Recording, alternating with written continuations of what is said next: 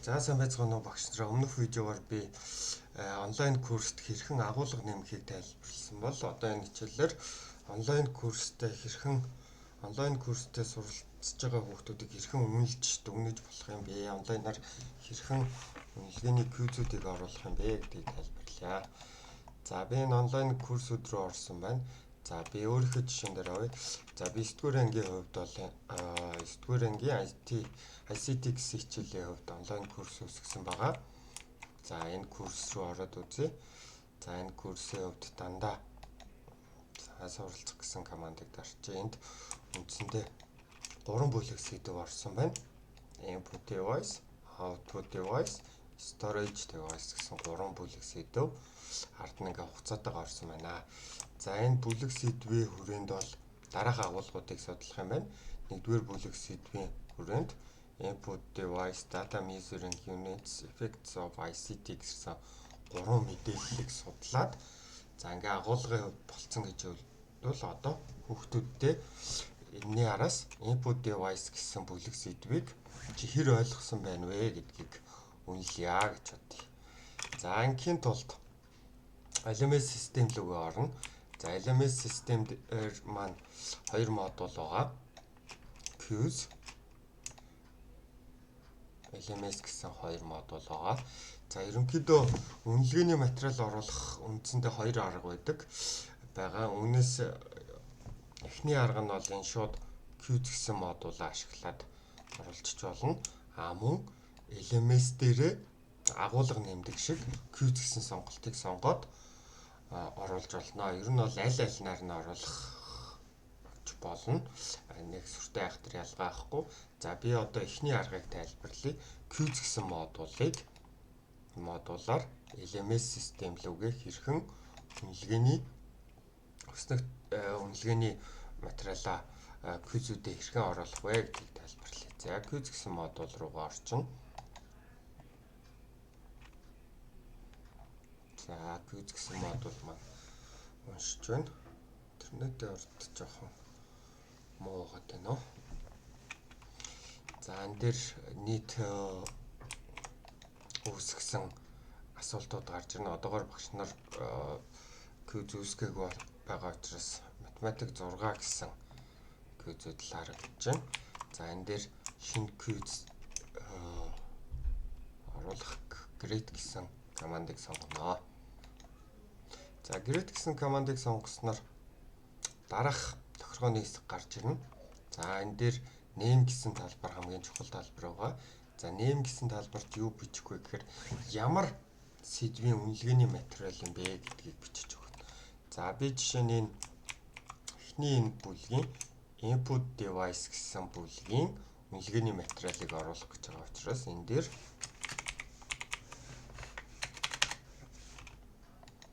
input device бүлэг сэдвийн үнэлгээний шалгалт гэж оруулжээ. За дараагийн сонгоно category. За category гэсэн сонголтын дээр 3 сонголт байгаа. Үүн дээр явцын шалгалт, сэдвийн шалгалт, улирлын шалгалт гэсэн 3 сонголт байгаа. За энэ бол ерөнхийдөө тухайн сэдвийг судалж байгаа учраас сэдвийн шалгалт энэ жишээн дээр бол байна.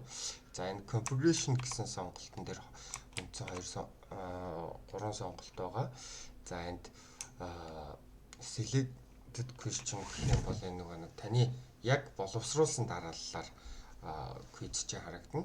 Random question гэхээр таны асуултууд чинь одоо энэ тэндээ хойлогдоод ингээ рандомор гарч ирнэ гэсэн сонголт байгаа. За эхний удаа хийж үзэж байгаа учраас бүгдээрээ selected question гэсэн сонголтыг сонгочихъя. Дараагийн удаад та нар random question-ээр сонгоод туршаад үзээрэй. За энэ дээр parent question гэсэн сонголт байгаа. Энэ өөр сэдвтэй ямар нэгэн холбоотой энэ асуултууд байгаа бол энэ дээр сонгож өгнө. За энэ дээр анхны quiz-ээ оруулж байгаа учраас ямар нэгэн холбоотой энэ удаад асуулга даалгаврууд бол байхгүй. За эндээс хамгийн сонгох марчаад магадгүй сонголт нь LMS гэсэн сонголтыг заавал чагталж өгөх ёстой. Ингэснээр таны энэ квиз маань LMS систем рүүгээ орох боломжтой болж байгаа. За ямар нэгэн байдлаар энийг чагтлаагүй бол LMS систем рүүгээ онлайн курс дээр чинь энэ квиз харагдах боломжгүй гэсэн үг. За ингээд үндсэн тохиргооны хэсгээс тохиргоо оруулсан бол question гэсэн эцэсгээс энэ outline гэсэн сонголтыг сонгоод асуултуудаа нэмж эхэлнэ. За асуултуудаа нэмье. За асуултыг ерөнхийдөө үндсэн 3 байдлаар нэмж болдог. За optional гэхээр энд бидний сайн мэдэх нөгөө сонголттой A, B, C, D гэсэн 4 сонголт, 5 сонголтоос аль нэг зөв хариултыг сонгодог. За fill in the blank гэхээр энэ нөгөө нэг тодорхой цэгийн оронд ч юм уу нөхөж бичих энэ сүүлийн хоёр нь үндсэндээ нөхөж бичих даалгавруудыг эндээ сонгож болно. За тэгэхээр эхний тестийг би сонгох хувилбараар явчих. За энд асуултаа оруулж өгнө. За эхний асуулт. За програм хангамжид аль нь хамаарахгүй вэ гэсэн асуулт оруулж өглөө.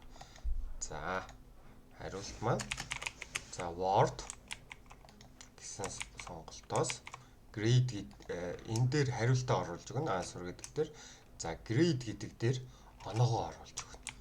За оноо гэдэг маань зөв бол жишээ нь 1 оноо, буруу бол тэг оноо гэсэн байдлаар оруулж өгдөг байгаа. За энэ хариултын зөв хариулт биш учраас Excel бол биш. За дараагийн сонголт нь за Windows муу адил биш. За дараагийн сонголт нь CPU. За програм хангамжид бол CPU хамаарахгүй зөв учраас би энэ дээр CPU гэсэн сонголтын дээр 1 гэсэн хариултыг өгч байна. За ингээд save and close дарчих юм бол энэ дээр маань асуулт маань нэгдүгээр асуулт optional буюу сонголттой хэлбэртэй асуулт орлоо. Энд асуулт маань үндсэндээ 1 оноотой гарч ирж байна. За дараагийн асуултаа нэмье. За одоо нэг нөхөж бичих сонголтоор явчих. Question хэсэг дээр за 175 кБ мэдээлэл нь хичнээн тэмдэгт болох бай. Цэгийн оронд нөхчөж ажилладаг. За энэ дээр нөхчөж сонголт бол fill in the blank гэсэн сонголтыг сонгоно болно. За энэ дээр answer нь хариултанд 175 кБ мэдээлэл чинь 1792 тэмдэгттэй тэнцэнэ. За ингэж хариулсан бол зөв бол 1 оноо. Энэ дээр зөв хариулт нь энэ дээр буруу хариулт дээр. За буруу хариулт өгсөн бол тэг оноо гэд ийм тохиргойтойгоор оруулж болно гэсэн үг. За үүний дараа дараагийн асуултыг оруулахад save and close дараад ахгүйгээр дараад line нэмээд ахгүйгээр save and new гэсэн сонголтыг мөн сонгоо явууч болно. Ингэх юм бол шууд автоматар хадгалагдаад дараагийн асуулт руу орно. За одоо нэг сонголттой асуулт оруулж. За Excel програм дээр нийлбэх олох функц аль нь вэ? За sum. За мэдээж Excel програм дээр sum функцийн тусламжтай мэдээлэл оруулдаг зөв.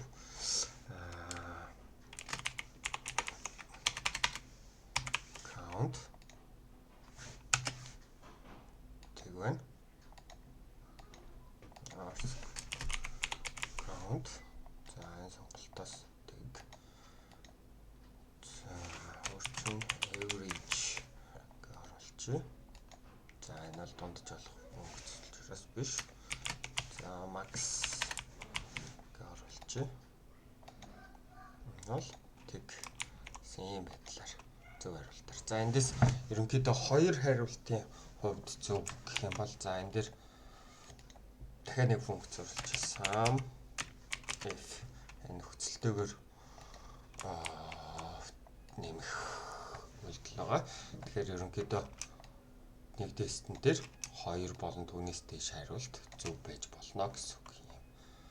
Нэг энэ 2 оног өгсөн бол нэг оноо өгч болно гэсэн үг. За ингээд оруулчихнаа. За дахиад нэг асуулт нэмнэ би. 3 дахь асуултыг орууллаа. За хадгалагч. За мөн үнэлгээний асуултуудаа зураг ашигласан хэлбэрээр оруулж болдог байгаа. За энэ маань хадгалагдчих шиг байна. Гэрээ маань интернет жоох удаан байна. Тэрнээс шалтгаалж байгаа бах. Тэрнээс шинэх ачааллахгүйсэн. Ялангуяа оройн цагаар хүмүүсийн нэг инновашн ачааллаа ер нь ойрт маш бага тааж ах шиг байна. За ингээд хадгалагчлаа. За энэ дээр дараагийн асуултыг асууя. За дараагийн асуулт. За дараах зурагт байхгүй төхөөрөмж альва гэд энэ дээр жишээ нь зургаар мэдээлэл оруулж нэмэлт мэдээлэл оруулж өгч болно. Энэ material type гэсэн сонголтоор image гэсэн сонголтыг сонгох юм бол зургаар оруулж өгнө. PDF байдлаар нэмж материал оруулж өгч болдог байгаа. За тэгэхээр ерөнхийдөө одоо манай математикийн ч юм уу альва томьёо нэг бичигдэхэд хэцүү байдаг зүйлээ энэ сонголтоор одоо математикийн функцүүд эднэрийг зураг олгож хадгалаад энэ сонголтоор бодолтууд эднэрээ харуулж өгч болно гэсэн үг. За зураг upload. За дараах энэ зурган дотроос аль нь байхгүй вэ? За энэ дотор бол монитор байгаа. Учраас тэг оноо. Speaker байгаа учраас тэг оноо.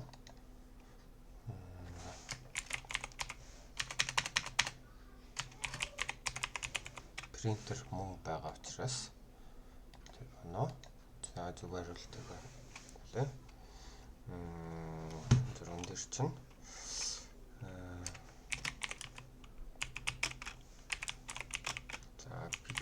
disk оруулж.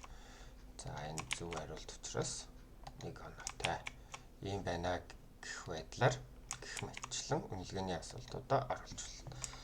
За энэ асуултын хувьд ерөнхийдөө үндсэндээ 5 квизтэй 5 асуулттай. За эндээс нэг асуултын хувьд бол нөхөж өчнө. Бусдын дандаа зөв хариултыг сонгох асуулттай. Мөн энэ бол нийт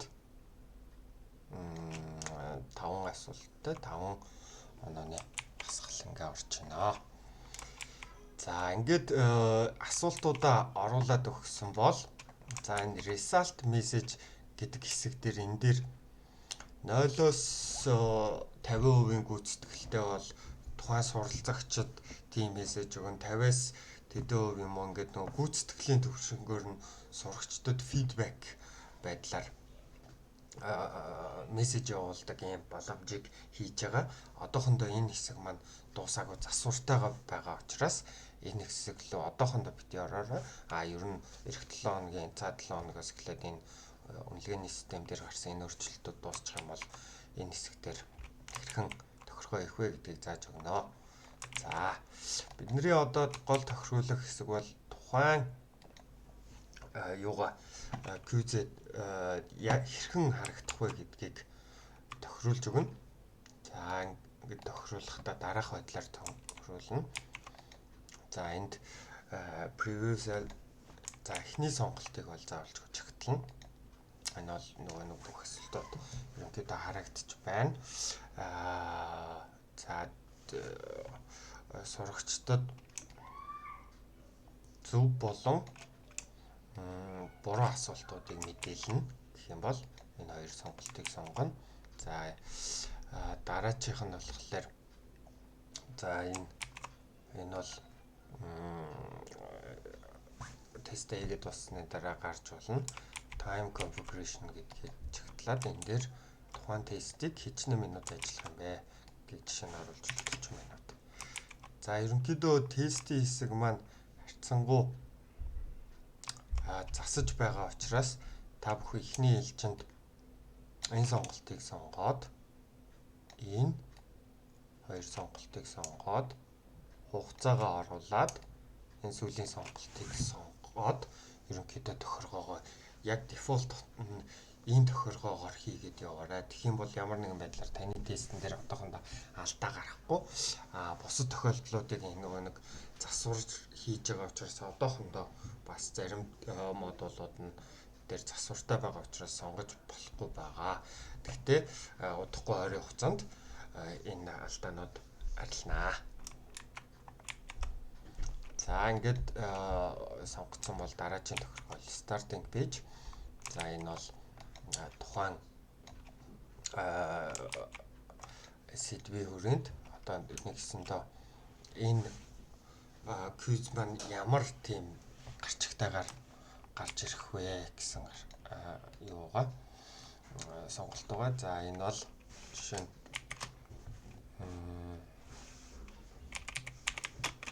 input device бүлэг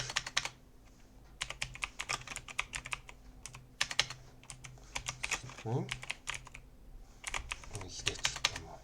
Яг сурагчдад мөн танд ойлгомжтой байдлаар энэ дээр тайлбар өгч болно. За энэ description хэсэг дээр энэ одоо ямар нэгэн сурагчдад ингээд нэмэлт тайлбар эднэр quiz-тэй холбоотой өгөхөр бол энд бас өгч болох юм байлээ гэж ойлгосон. За ингээд ерөнхийдөө quiz-ийнхээ тохиргоог хийгээд асуултуудаа ингээд оруулчихсан бол эндээс бид нарт save confirm гэсэн хоёр команд гарч ирнэ. За мэдээж хэрэг save гэсэн командын тусламжтай энэ quiz-ээ хадгалах бол confirm гэсэн командын тусламжтай яадаг вэ гэхээр энэ quiz-ийг хүүхдүүдэд яг эцсийн байдлаар эдитлэх боломжгүйгээр ингээд эцсийн байдлаар яг би ингээд quiz-ээ үүсгээд дуусчлаа гэх юм бол confirm гэсэн командыг дараад LMS систем руугээ оруулж өгнө. За би ихний талаар хадгалчихъя. Миний quiz маань уншиж байна.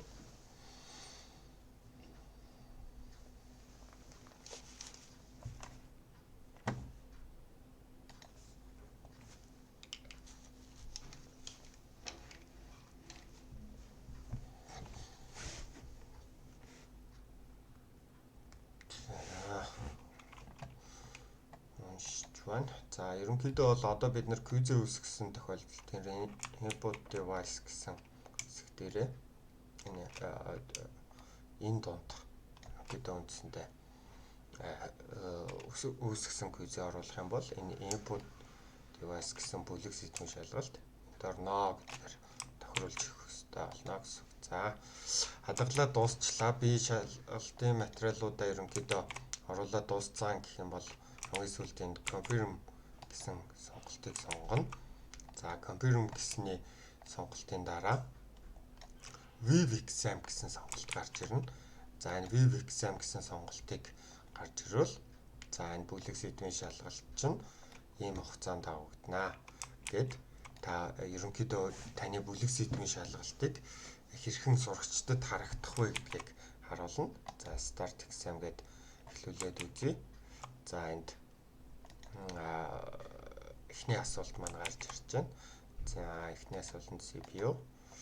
За хоёр дахь асуултанд 175 кБ мэдээлэл бол 1722. За ингээд асуултандаа одоо энд сурагчд хичнээн асуулт байгаа. Хэдэн үеийн гүйцэтгэлтэй явж байгаа. Хичнээн хугацаанд одоо тухайн асуултанд хариулж байгаа энэ мэдээллүүд гарч ирдэг байгаа. За энэ дээр 3 дахь асуултанд нь сам гэсэн сонголтыг сонгож байна.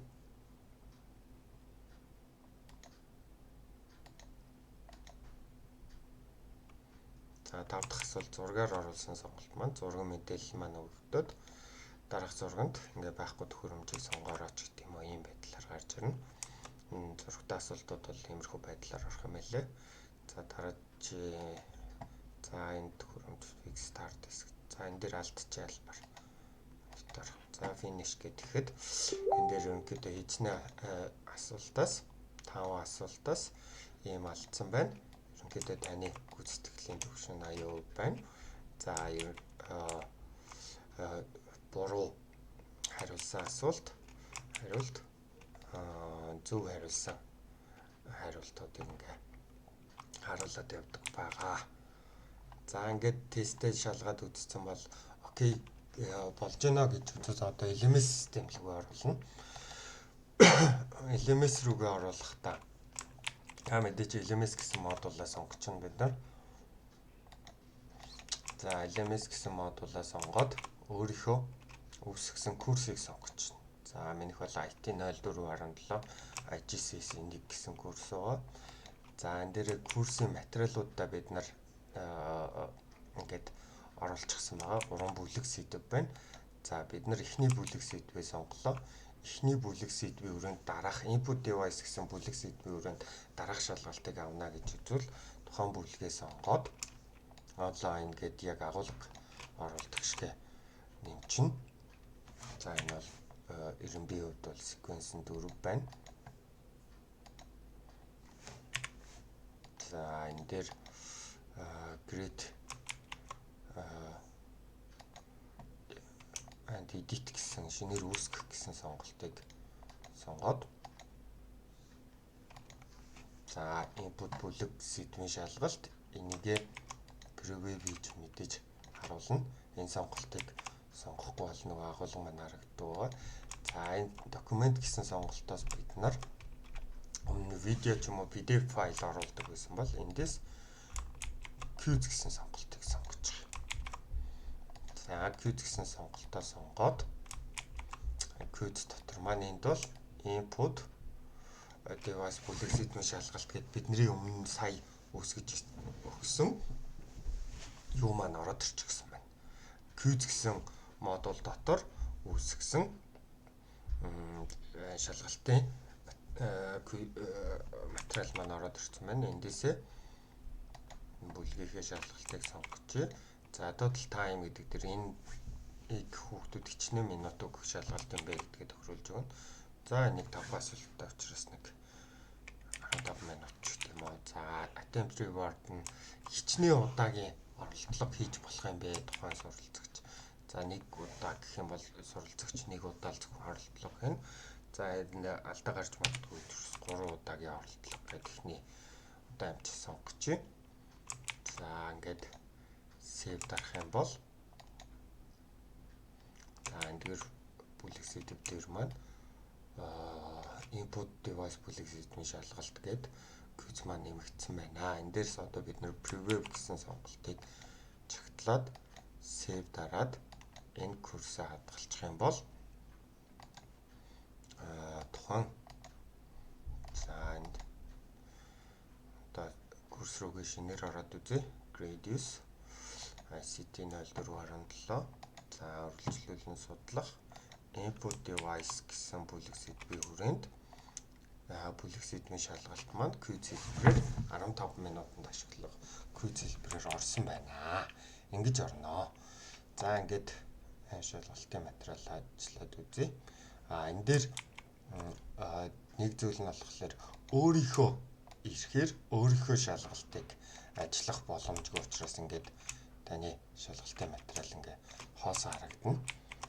Та ерөнхийдөө quiz гэсэн модулаасаа ингээ preview хараад шалгацсан бол ерөнхийдөө асуудалгаа орсон байна гэсэн. За би энэ дээр саний материалыг сурагчдад нэг сурагчийн ирэхээр орчих. Би энд сурагчийн ирэхээр орсон байгаа.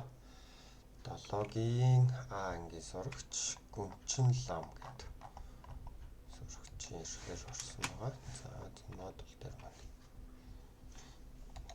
За энэ админ ирэхээр орсон шалгачтай. За өөр ирэхээр ороход харин сурагчдад ер нь хэрэг харагдах вэ гэхээр за интернетийн урт жоох удаан багш байна. Сайт маань ачааллаа уншаад.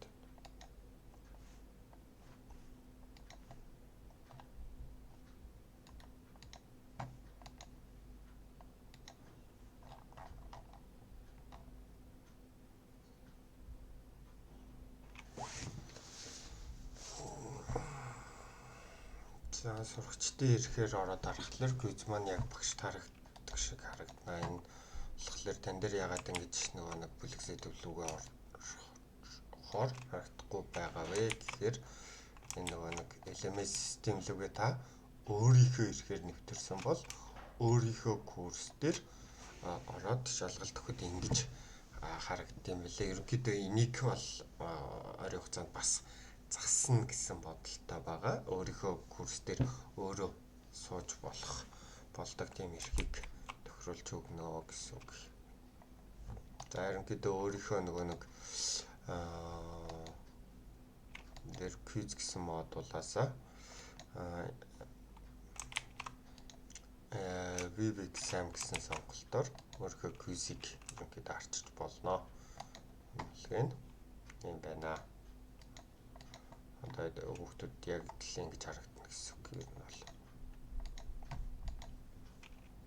За энэ маань уншаад байна. За ерөнхийдөө уншаад байгаа учраас за ерөнхийдөө бол ойлгосон бах ингэж квизээ оруулна. За квиз за хоёр дахь арга. Квиз гэсэн модуль руу нэвтрэхгүйгээр шууд LMS дээр квизээ үүсгэж явчих болно. За тэр арга нь LMS систем рүү ороод өөрийнхөө курс руу ороод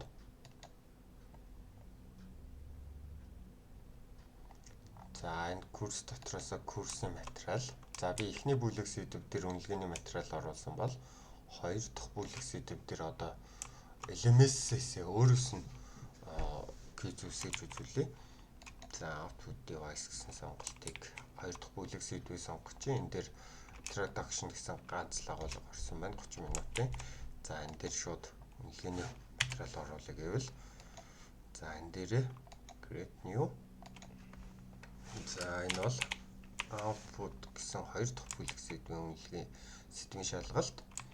За документ дээрээ сонгох сонголт нь энэ дээр шууд квиз гэсэн сонголтыг сонгочих болно. За квиз гэсэн сонголтыг сонгоод за энэ дээрээ хугацаа хэдэн удаа оролдож болохыг бичээд за энэ шалгалт бол 40 минут. За хүүхэд бол 2 удаагийн оролдлогоор энэ шалгалтыг өгч болно. За 1 удаагийн оролдлогоор ч өгч болно. За энэ дээр асуултууд түрүүн сонгож өгсөн бол одоо энэ дээрээс шууд grade and edit гэдэг хоёр дахь сонголтыг сонгочих юм бол шууд юун дээрээ энэ дээрээ квизээ үүсгэж чинь за энэ дээр LMS дээрээ квизээ үүсгэж чинь энэ дээр яг түрүүний квиз гэсэн модулын сонголтууд яг ижилхэн гарч ирж байна. За нэрээ өгнө, категори өгнө, configuration өгнө. За энэ дээрээ за энэ бол output бүлэг сэдвийн шалгалт, категори нь энэ сэдвийн шалгалт. За зөвхөн багш сонгож өгсөн random-ор биш шалгалтуудыг авна. За энэ өмнөх сэдвтэй холбогдсон байдал нь байна. Энэ ямар нэгэн шалгалттай холбогдохгүй энийг LMS дээрээ харуулж өгнө. Энийг чагтлана. За асуултаа оруулж өгнө.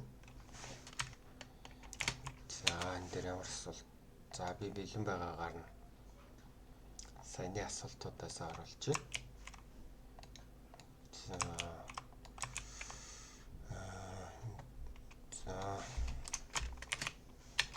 Дэс гаралтын төхөөрөмж сонгоо. За энэ опшнл байна. Гаралтын төхөөрөмж нь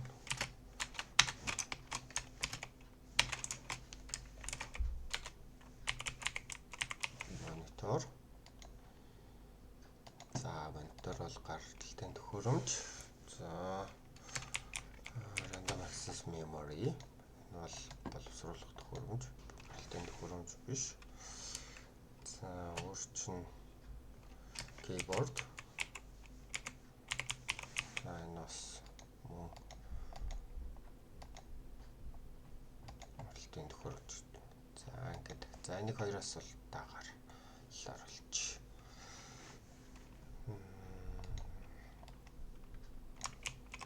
За дараах зурагнаас төхөөрөмж сонгоё. За зургаа би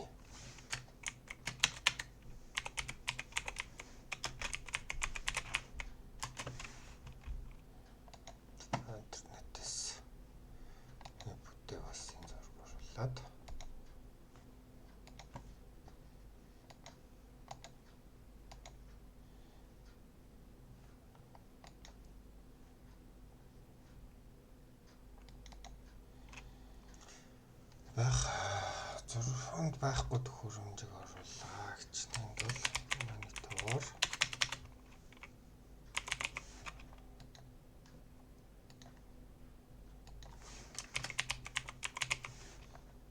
За мониторын зурган дээр байхгүй байгаа. Маус. За винтэж байгаа. Keyboard ч тийм.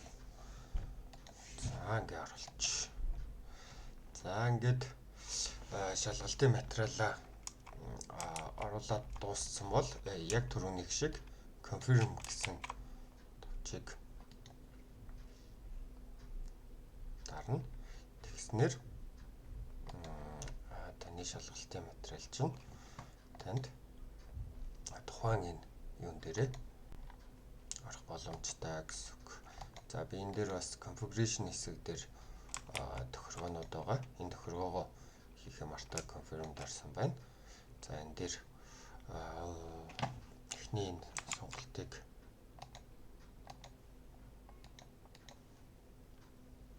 энэ дээр ямар тохиргоо хийх гэсэн бэ гэхээр энэ сонголтыг чагтлах хэрэгтэй.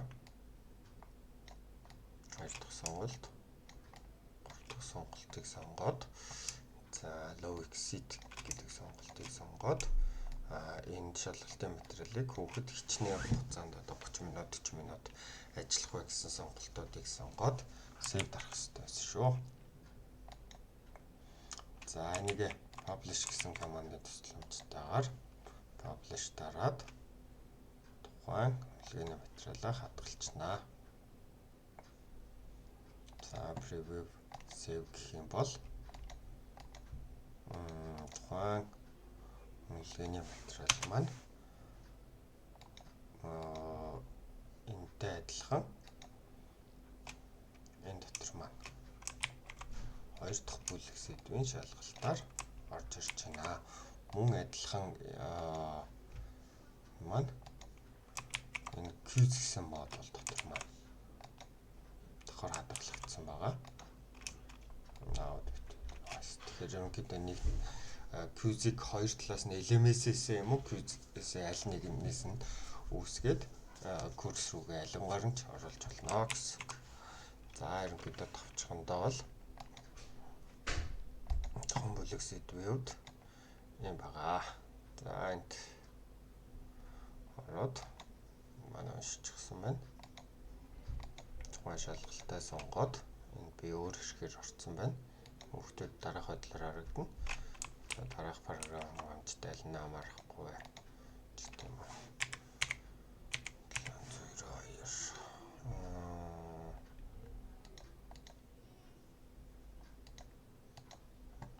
За дараах зурганд байхгүй төхөөрөмжийг сонгож тийм.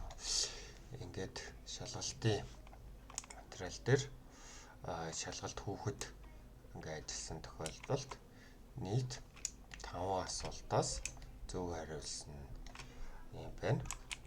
5 ононоос та 4 оноо авсан. Гүйцэтгэлийн өвн 80% гүйцэтгэлтэй.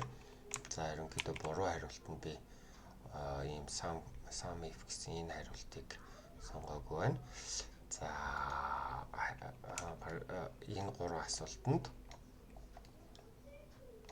зөв хариулсан байна гэд ингээд гарч ирнэ гэсэн үг ээ.